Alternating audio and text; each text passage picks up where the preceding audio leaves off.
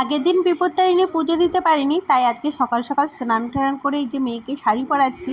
ওকে শাড়ি পরাতে পারলাম না, পাশের বাড়ি পাঠিয়েছিলাম, ওই আমি কোনো মতো পরে নিয়েছিলাম কাজ চালানোর মতো। আসলে আমার ননদ আজকে শাড়ি পরাতে পারবে না, আর আমি সচরাচর আলতা পরি না, যদি কোনো পুজো দিতে যাই তবেই আলতা পরি। টাটা দিয়ে বেরিয়ে পড়লাম এখন।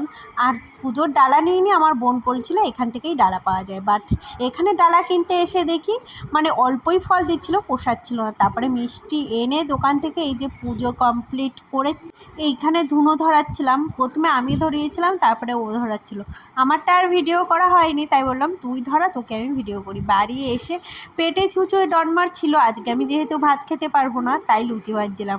কেন জানি না আজকে লুচিগুলো ফোড়েনি, তাই আমার মনটাও ভীষণ খারাপ হয়ে গেছিলো। আর সত্যি বলছি, যখন খিদে পায় না তখন মনে হয় কখন খাবো কখন খাবো। ব্যাস লুচি ঘুগনি কমপ্লিট, খেয়ে যে কী শান্তি পেয়েছিলাম। আজকের মতো টাটা।